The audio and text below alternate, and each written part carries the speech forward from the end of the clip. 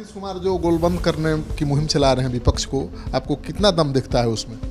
देखिए, नीतीश कुमार जी कोई अपने स्तर से नहीं कर रहे हैं। कांग्रेस अध्यक्ष श्री मल्लिकार्जुन खड़गे जी के आवास पे पिछले दिनों दिल्ली में एक बड़ी बैठक हुई थी, जिसमें नीतीश जी, तेजस्वी यादव जी, कांग्रेस के पूर्व अध्यक्ष राहुल गांधी जी सहित कई दलों के नेता शामिल हुए थे, जो हमारे सहयोगी दल कह सकते हैं, समान विचारधारा के दलों के नेता कह सकते हैं। और उसी बैठक में आगामी लोकसभा चुनाव को लेकर और देश में जो महत्वपूर्ण इशू हैं, महंगाई, बेरोजगारी के अलावा खासकर संवैधानिक संस्थाओं पर हो रहे प्रहार, लोकतांत्रिक व्यवस्था पर हो रहे प्रहार, विपक्ष के नेताओं के ऊपर ईडी, सीबीआई जैसी सरकारी एजेंसियों को लगा देना, तो ये जो चीज़ें बढ़ी है देश में, उस पर हम लोगों ने चिंता प्रकट करी और इन दलों के नेताओं के बीच में एक अंडरस्टैंडिंग बनी कि हमें एकजुट होकर चुनाव लड़ना है।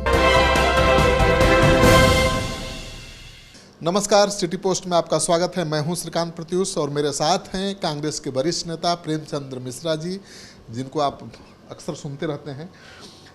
आपका स्वागत है सर सिटी पोस्ट में। पहला सवाल ये है कि कांग्रेस पार्टी की भी कोई भूमिका है कि नहीं बिहार में? नहीं, बिल्कुल है। हम उस गठबंधन के महत्वपूर्ण सहयोगी दलों में से एक हैं।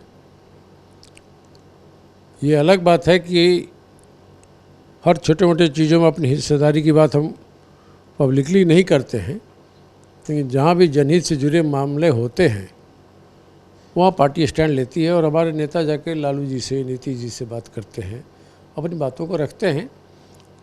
लेकिन अधिकारियों के ट्रांसफ़र, पोस्टिंग, ऐसी चीज़ों पर हमारी उतनी दिलचस्पी भी नहीं रहती है और न उसमें हमारी कोई भूमिका रहती है। आपकी सुन भी कहाँ रही है सरकार?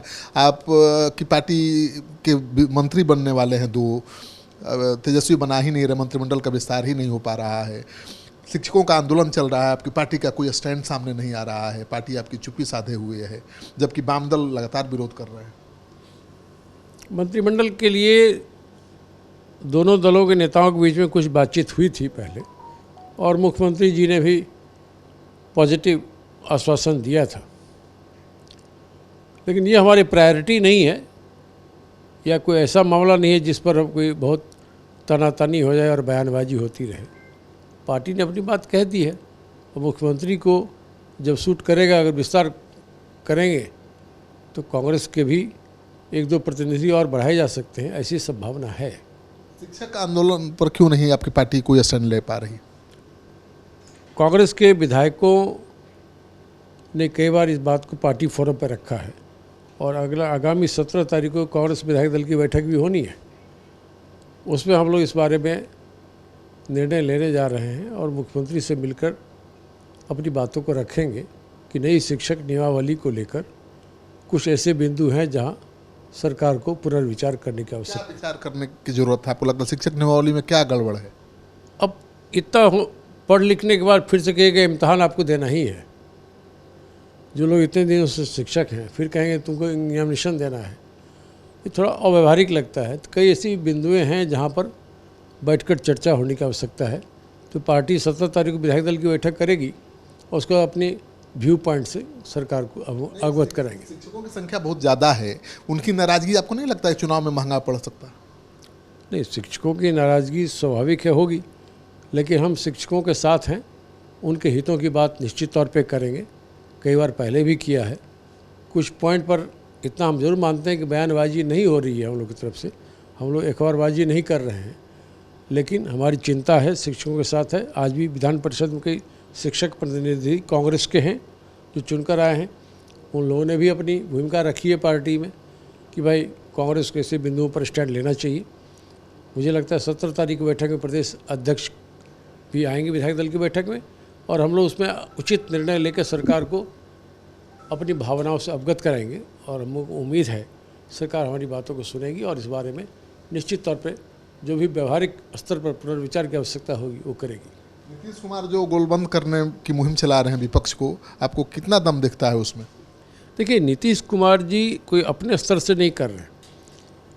कांग्रेस अध्यक्ष श्री मल्लिकार्जुन खड़गे जी के आवास पे पिछले दिनों दिल्ली में एक बड़ी बैठक हुई थी, जिसमें नीतीश जी, तेजस्वी यादव जी, कांग्रेस के पूर्व अध्यक्ष राहुल गांधी जी सहित कई दलों के नेता शामिल हुए थे, जो हमारे सहयोगी दल कह सकते हैं, समान विचारधारा के दलों के नेता कह सकते हैं, और उसी बैठक में आगामी लोकसभा चुनाव को लेकर और देश में जो महत्वपूर्ण इशू हैं, महंगाई, बेरोजगारी के अलावा खासकर संवैधानिक संस्थाओं पर हो रहे प्रहार, लोकतांत्रिक व्यवस्था पर हो रहे प्रहार, विपक्ष के नेताओं के ऊपर ईडी, सीबीआई जैसे सरकारी एजेंसियों को लगा देना, तो ये जो चीज़ें बढ़ी है देश पे, उस पर हम लोगों ने चिंता प्रकट करी और इन दलों के नेताओं के बीच में एक अंडरस्टैंडिंग बनी कि हमें एकजुट होकर चुनाव लड़ना है। नीतीश कुमार को आप मानते हैं पीएम के उम्मीदवार मानते हैं आप? देखिए, नीतीश जी ने खुद ही कहा है कि वो पीएम पद के उम्मीदवार नहीं। उनकी पार्टी तो लगातार नहीं, पार्टी भी नहीं कहती। जब नीतीश जी ने नहीं कहा, उनके राष्ट्रीय अध्यक्ष ने नहीं कहा, तो फिर और कौन कहा? आपकी पार्टी के कौन है पीएम पद का उम्मीदवार? अभी तय नहीं हुआ है। कांग्रेस के स्वाभाविक तौर पर नेता राहुल गांधी जी हैं, मल्लिकार्जुन खड़गे जी हैं, प्रियंका जी हैं, जो ऑलरेडी पार्टी के लिए बेहतर काम कर रहे हैं। आप देखिए अभी कर्नाटका में कितना पुरजोर मेहनत किया, सब ने अपनी अपनी कंट्रीब्यूशन दिया, वहाँ चुनाव संपन्न हो रहा है और जो संभावनाएं बन रही हैं, कर्नाटका में कांग्रेस की सरकार बनेगी। प्रियंका को उम्मीद से देख रही है कांग्रेस? नहीं, वो सब हमारे महत्वपूर्ण नेता हैं। राहुल जी तो नेता हैं ही, खड़गे जी हमारे अध्यक्ष उस नाते नेता है। हम सब मिलजुल कर काम कर रहे हैं। उसी में यह उस बैठक में तय हुआ था कि हमें और भी सहयोगी दलों को इकट्ठा करना है। उसमें कहीं नीतीश जी बात करें, एक्टिव हो जाएं, कहीं पर टीडीपी के जो नेता है वो हो जाए, कहीं पर हमारे टीआरएस के नेता हो जाएं, कहीं पर हमारे तेलुगु देशम के अलावा वो जो तमिलनाडु की पार्टी है डीएमके, उसके जो चीफ मिनिस्टर हैं एमके स्टालिन, वो अपने रोल को अदा करें, कहीं पर ममता बनर्जी करें। सबकी भूमिका है उसी में। लेकिन पीएम कांग्रेस का होगा। देखिए, वो समय आएगा तब बैठ कर सब तय करेंगे। अभी इस पर कोई विवाद या कोई चर्चा नहीं हुई है। कांग्रेस स्वाभाविक तौर पर सबसे बड़ी पार्टी है विपक्ष की। कांग्रेस के बाद आप देख लीजिए तो और भी कई पार्टियां हैं जिनके 15-20 एमपी करके हैं, 25 एमपी करके हैं। ममता बनर्जी की पार्टी की संख्या अच्छी है। आपको वहाँ पर तमिलनाडु वाले हमारे स्टालिन साहब की पार्टी के एमपीओ की संख्या अच्छी खासी है। हमारे शिवसेना के नेता उद्धव ठाकरे जी हैं, उनका महत्वपूर्ण स्थान है। नीतीश जी का महत्वपूर्ण स्थान है। अपना उत्तर प्रदेश के दो महत्वपूर्ण नेता हैं, अखिलेश यादव जी और हमारे वो बहुजन समाज पार्टी के नेता बहन मायावती जी। इन सभी लोगों के बीच में एक अंडरस्टैंडिंग बनी है कि हमें मिलजुल कर चुनाव लड़ना है और बीजेपी को हराना है। मतलब राहुल गांधी होंगे उम्मीदवार पीएम पद का? या राहुल गांधी स्वाभाविक तौर पर उम्मीदवार है, वो एक दावेदार है, लेकिन प्रधानमंत्री बनना हमारा लक्ष्य नहीं है। हमारा लक्ष्य है कि देश को बेहतर शासन में लाएं। जो कुव्यवस्था बीजेपी वालों ने फैला रखी है पिछले 6-7 वर्षों से, उससे देश को कैसे फिर से मुख्य पटरी पर, मुख्य धारा में लाएं। हमारा लक्ष्य वो है। कैसे बेरोजगारी खत्म हो, महंगाई कम हो, हमारा लक्ष्य वो है। और किस तरह से संवैधानिक संस्था में हो रहे चोट को रोका जाए, लोकतांत्रिक व्यवस्था को मजबूत किया जाए, हम उस पर ज़्यादा तवज्जो दे रहे हैं। तो आप सुन रहे थे प्रेमचंद्र मिश्रा जी को। इन्होंने बताया कि पार्टी का लाइन क्या है, किस तरह से नीतीश कुमार जो विपक्ष को गोलबंद करने की मुहिम चला रहे हैं, उस पर भी इन्होंने सफाई दी और कहा कि अभी कौन पीएम बनेगा ये चर्चा का विषय नहीं है। अभी तो किसी तरह से बीजेपी के खिलाफ विपक्ष को गोलबंद करना है।